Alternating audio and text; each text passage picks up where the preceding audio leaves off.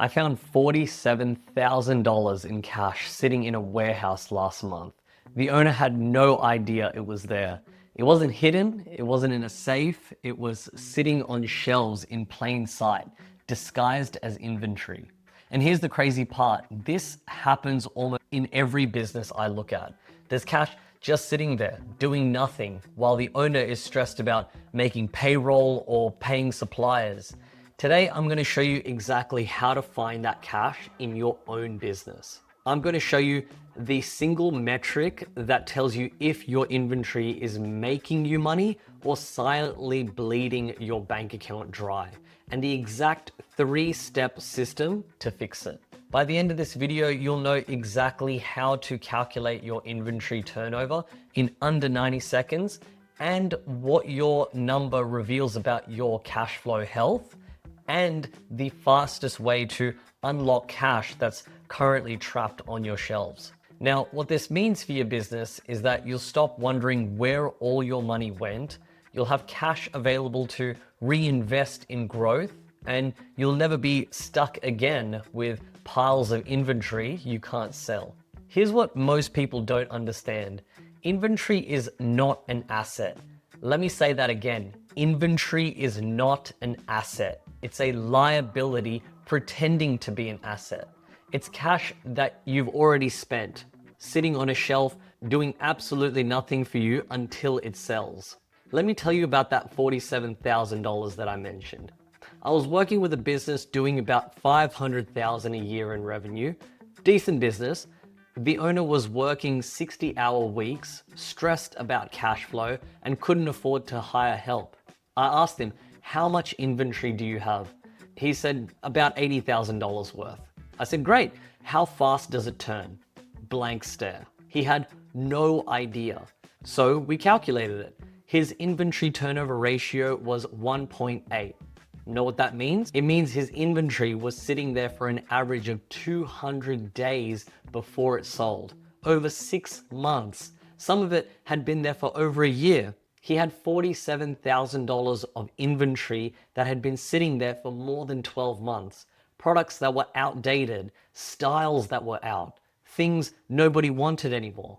That $47,000 of his cash was completely frozen. He couldn't use it to pay bills, couldn't use it to market, couldn't use it to hire someone to help him. It was just stuck. And this is happening in your business right now, I guarantee it. You think you're doing okay because you have inventory, but you're not. You're broke with a warehouse full of stuff. The difference between a business that is thriving and the one that's barely surviving often comes down to this one number, inventory turnover ratio. So what is inventory turnover? It's simple. It measures how many times per year you completely sell through and replace your inventory. If you have an inventory turnover of 6, you're selling and replacing your entire inventory 6 times a year, or roughly every 2 months. If you have an inventory turnover of 2, your inventory sits for 6 months before it sells. If you have an inventory turnover of 12, you're moving fast, selling and replacing inventory every month. Here's why it matters more than almost any other metric. The faster your inventory turns, the faster you get your cash back. Fast turnover means you're not parking money in stock for months on end. You buy it, you sell it, you get paid, you buy more. The cash keeps flowing. Slow turnover means your cash is stuck. You bought that inventory 3 months ago and it's still sitting there. You can't pay yourself with it, you can't reinvest it, you can't grow with it, it's dead money. And here's the kicker, while the inventory is sitting there, you're paying to store it. You're paying insurance on it, it's depreciating, it's getting damaged, it's becoming obsolete. You're not just losing the opportunity to use that cash, you're actively losing money every single day that inventory doesn't sell. So here's how you calculate your inventory turnover ratio. This is so simple, you can do it right now. Take your cost of goods sold for the year, divide it by your average inventory value. That's it. So let's say your COGS last year was $300,000 and your average inventory value is around $50,000. So 300,000 divided by 50,000 equals 6. Your inventory turnover is 6. You're selling and replacing your inventory 6 times per year. You can find COGS on your profit and loss statement. For average inventory, take your inventory value at the start of the year plus your inventory value at the end of the year and divide it by 2. Most accounting software will give you these numbers in about 30 seconds. So do this calculation right now. Pause the video if you need to, because you need to know this number. Okay, so you've got your number. What does it mean? Here's the truth, there's no universal good number. It depends on your industry. Grocery stores, they better have 15 to 20 or higher. Food spoils. Furniture, 4 to 6 is solid. People don't buy furniture every week. Fashion retail, you kind of want 8 to 12. Trends do move quite quickly. But here are the danger zones that apply to every business. Below 2, you have a serious problem. Your inventory is sitting for way too long. You're at high risk of and you're burning cash on storage. 2 to 4, you have room for improvement. You're probably tying up too much cash in inventory. 5 to 8, you're in a healthy range for most businesses. This is where you kind of want to be. Above 10, you're either in a fast moving industry or you're running lean. Good, but make sure you're not running out of stock and missing sales. Here's what you need to understand. Every point of improvement in your turnover ratio frees up cash. If you're at 4 and you improve to 6, you just freed up 33% of the cash that was trapped in inventory. For a business with $60,000 in inventory, that's $20,000 in cash you've just unlocked. Before I show you the 3-step system to fix this, I want to make sure you actually implement this. I've created the inventory turnover calculator that does all the math for you. You input your COGS and your inventory value, and it instantly shows you your inventory turnover, how much cash is trapped, and gives you a custom action plan based on your specific numbers. Head to the description below and check out the calculator. Take 5 minutes to input the data. The results will show you exactly where your money is hiding. Check it out now, then come back and I'll show you the 3-step system to unlock that cash. Now let me give you the 3-step system to improve your turnover and unlock cash that's trapped. Step 1 is to kill the dead stock. Right now you have inventory that hasn't moved for 6 months, maybe longer. That's dead stock. It's costing you money every single day. So here's what you do. Identify everything that's been sitting there for more than 90 days. Run a clearance, discount it by 50%, bundle it, give it away, doesn't matter. Just get it off your shelves and convert it back into cash. I know what you're thinking, but Alex, I'll make a loss.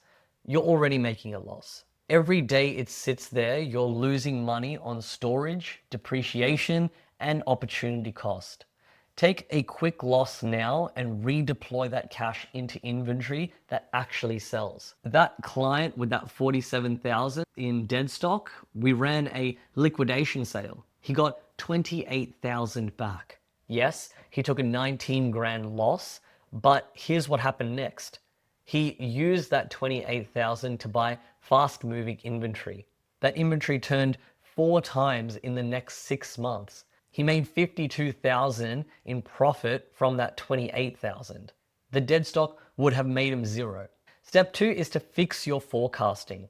Most inventory problems start with bad buying decisions. You order too much because you're afraid of running out, or you order the wrong things because you're guessing instead of looking at the data.